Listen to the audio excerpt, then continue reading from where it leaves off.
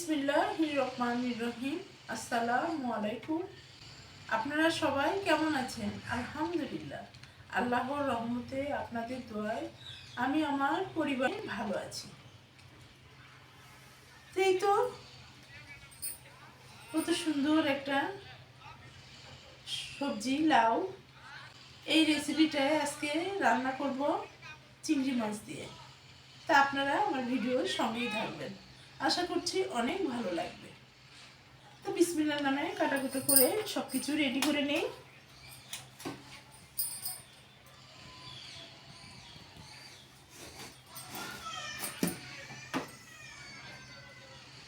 এই যে দেখেন, অনেক একদম কচি।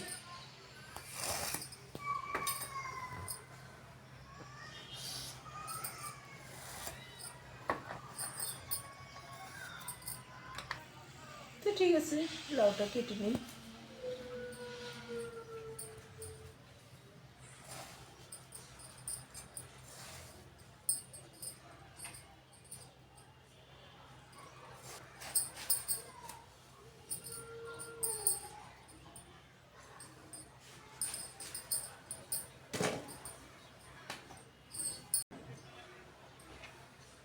এখন লাউয়ের সিরকাগুলো রেখে দিচ্ছি, এটা আলু দিয়ে ভাজি করব।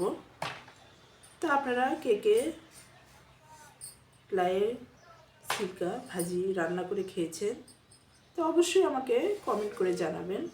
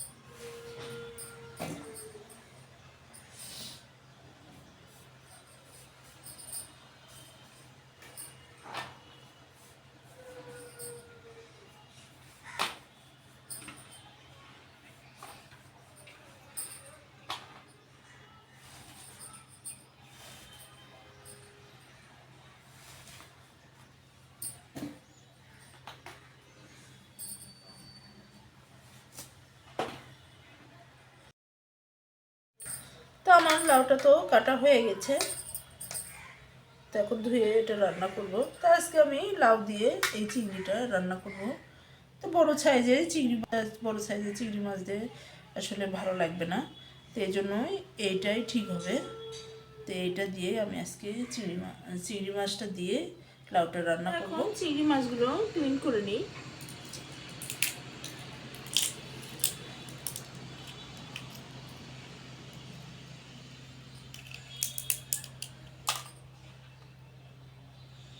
চিংড়িগুলো এভাবে কেটে নিচ্ছি।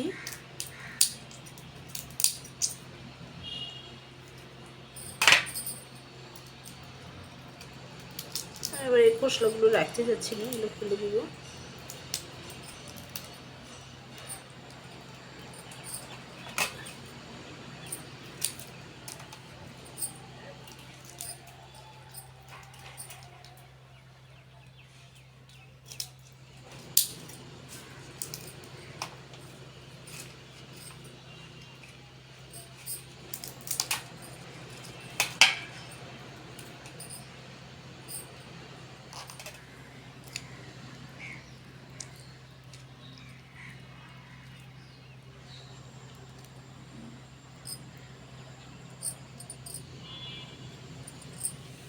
এইভাবে এখন সবগুলো মাছ কেটে নেই।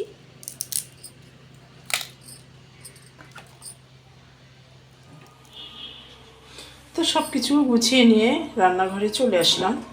তার ফ্রাই প্যানে তো তেলটা দিয়ে দিয়েছি। তো এখন চিংড়ি মাছটা তেলে একটু ফ্রাই করে নিব।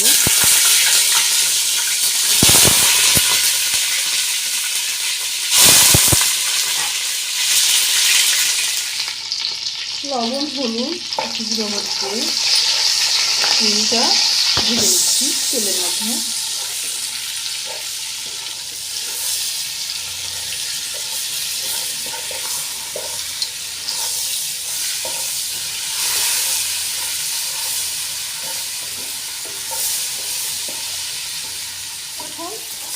ভাজা তো হয়ে গেছে, মাছটা এখন উঠে নিই।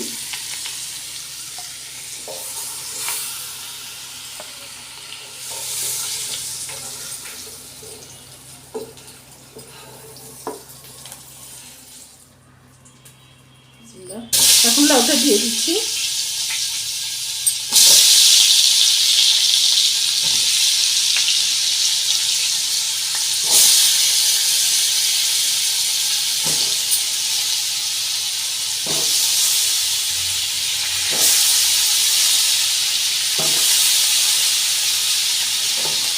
ছোটো একটা লাউ কেটে মনে হচ্ছে অনেকগুলো হয়েছে।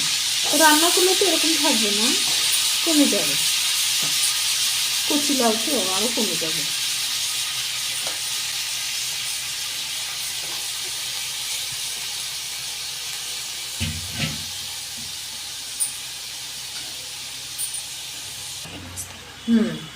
বুঝলে বলো আগে। তো এখন পেঁয়াজ আর কাঁচামরিচ দিয়ে দিচ্ছি।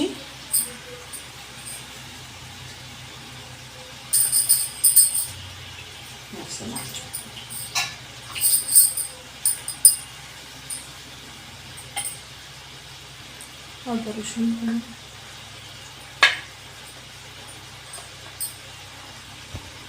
আদা রসুনের পেস্ট দিয়ে দিচ্ছি।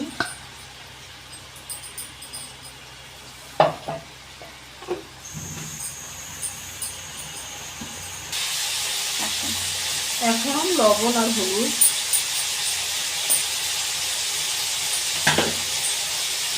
দিয়ে নেব, বলতে পারো না একবারে, কাটা যায় না তো, বোঝোই না তোমরা। এখন লবণ আর হলুদ দিয়ে নেড়ে চেড়ে দিব।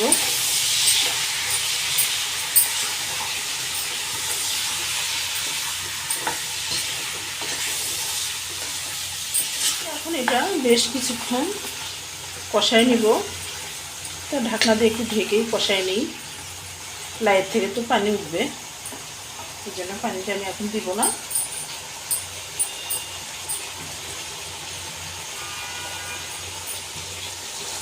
এখন ঢাকনা দিয়ে ঢেকে দিই।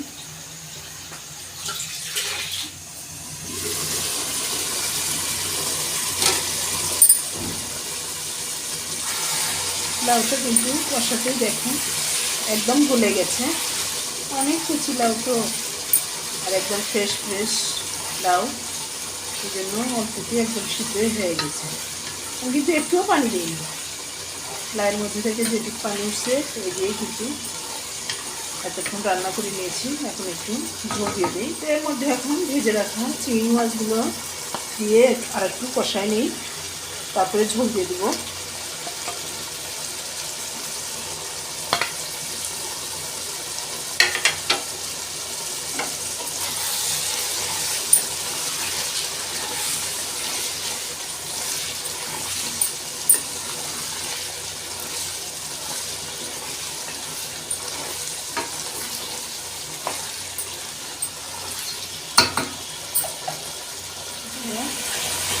একটু নাড়াচাড়া করে ঝোল দিয়ে দিই।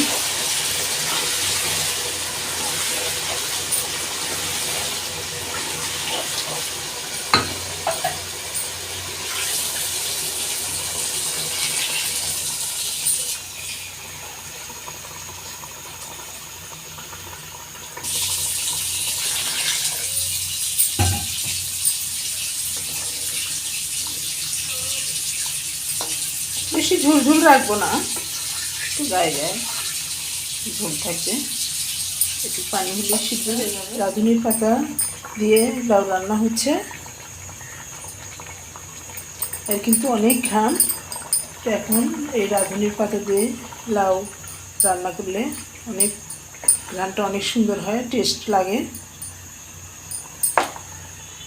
ধনের পাতা দিয়ে আজকে তার ধনের পাতা দিলাম না, আজকে এই রাঁধুনির পাতাটা দিয়ে রান্না করলাম।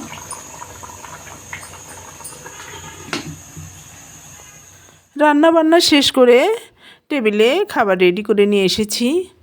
তো আলহামদুলিল্লাহ খাবারটা কিন্তু অনেক টেস্ট হয়েছে, অনেক মজা লাগতেছে খাইতে।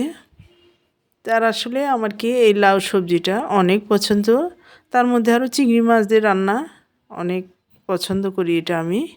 তা আমার মতো আপনারা কে কে লাউ চিংড়ি পছন্দ করেন তো অবশ্যই কমেন্ট করে জানাবেন। আর আজকে আমার রেসিপি যদি ভালো লাগে তাহলে বেশি বেশি শেয়ার করবেন, লাইক করবেন, সাবস্ক্রাইব করবেন। ইনশাল্লাহ আবারও নতুন ভিডিও নিয়ে আপনাদের সামনে চলে আসব। আল্লাহ হাফেজ।